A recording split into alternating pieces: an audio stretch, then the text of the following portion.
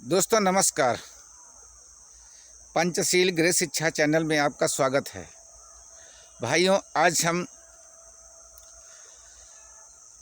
संविधान निर्माता बाबा साहब भीमराव अंबेडकर के द्वारा दिया गया हम सबको जो ज्ञान है, उसकी बदौलत आज हम चांद पर पहुंच गए हैं। और बाबा साहब के बारे में जितना ज़्यादा पढ़ा जाए तो एक कहावत है, सूर्य को दीपक दिखाने के समान होता है। भाइयों, आज हम बाबा साहब की एक बुक है, उस बुक का नाम है इनहिलेशंस ऑफ कास्ट। इनहिलेशंस ऑफ कास्ट में बाबा साहब ने लिखा है कि अगर मैं हिंदुओं को समझा पाया कि वह वैदिक धर्म के बीमार लोग हैं और उनकी धार्मिक बीमारी एक दूसरे भारतीय लोगों के स्वास्थ्य और उनकी खुशी के लिए खतरा है, तो मैं अपने को काम में संतुष्ट हो सकता हूँ, मैं संतुष्ट हो पाऊँगा। भाइयों, बाबा साहब के इस बयान से आप अनुमान लगा सकते हैं कि बाबा साहब ने एनिहिलेशंस ऑफ कास्ट ये किताब एक डॉक्टर और मरीज़ यानी हिंदुओं के बीच का संवाद है। इसमें ध्यान रखने की बात है कि वह जो मरीज हैं यानी जो भारत का हिंदू है, उसे या तो मालूम ही नहीं है कि वो धार्मिक बीमार है या फिर वो स्वस्थ होने का नाटक कर रहा है, और किसी भी हालात में वो अपने को मानने को तैयार नहीं है कि वो बीमार आदमी दूसरे लोगों के लिए खतरा बना हुआ है। जैसे संघी आरएसएस उसी बीमार आदमी का प्रतिनिधित्व होने का दावा करता है, वैसे ये धार्मिक बीमार आदमी कहीं भी हो, कहीं का हो सकता है।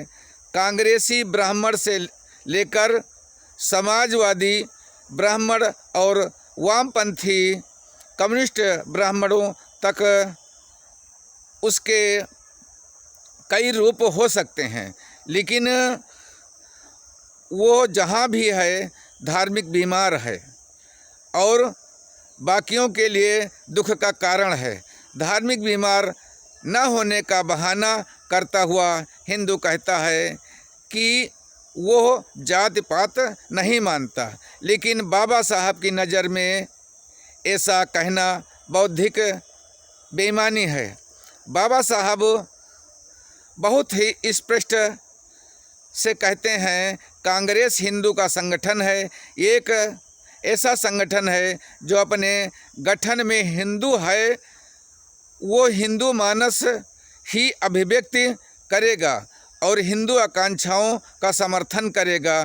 कांग्रेस और हिंदू महासभा में बस इतना अंतर है कि जहां हिंदू महासभा अपने कथनों में अधिक अभद्र है और अपने कृत्य में कठोर है, वहीं कांग्रेस नीति निपुण और शिष्ट है। इस तथ्यगत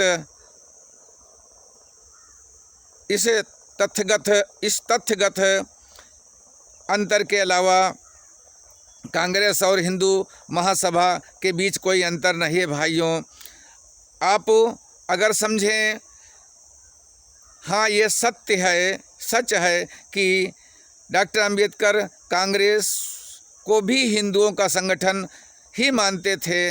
आज़ादी के पहले जिसका लक्ष्य उच्च जातीय हिंदुओं और उच्च जातीय हिंदू पूंजीपतियों को सत्ता दिलाना था, डॉक्टर अंबेडकर ने कांग्रेस पार्टी के बारे में साफ शब्दों में कहा था कि कांग्रेस मध्यवर्गीय हिंदुओं की संस्था है, जिसको हिंदू पूंजीपतियों का समर्थन प्राप्त है, जिसका लक्ष्य भारतीय स्वतंत्रता नहीं है बल्कि ब्रिटेन के निमंत्रण से मुक्त होना और सत्ता प्राप्त कर लेना, जो इस समय अंग्रेज़ों की मुट्ठी में है।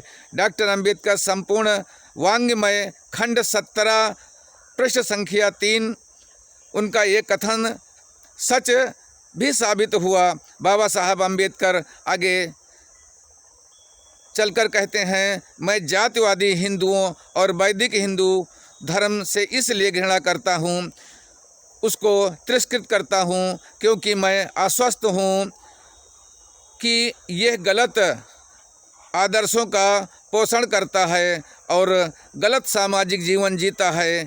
मेरा हिंदुओं और हिंदू धर्म से मतभेद उनके सामाजिक आचार में केवल कमियों को लेकर नहीं है, ये झगड़ा ज़्यादातर सिद्धांतों को लेकर है, आदर्शों को लेकर है। जातिवादी हिंदुओं की तरह पूरी की पूरी आचार नीति जंगली कबीलों की नीति की तरह संकुचित व दूषित, जिसमें सही या गलत, अच्छा या बुरा बस अपने जाति बंधु को ही मान्यता है।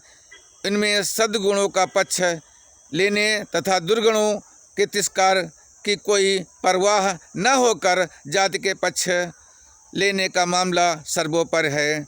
भाइयों, सामाजिक, धार्मिक, राजनीतिक, आर्थिक क्रांति में तब तक शामिल नहीं होगा जब तक उसे यकीन न हो जाए कि क्रांति के बाद उसके साथ बराबरी का व्यवहार और जाति के आधार पर उसके साथ भेदभाव नहीं होगा। इस भेदभाव के रहते भारत के शोषित पीड़ित कभी एकजुट नहीं हो सकते हैं। भाइयों, अगर हमारा वीडियो अच्छा लगा हो तो आप लोगों में शेयर व लाइक करें। बहुत बहुत धन्यवाद आप।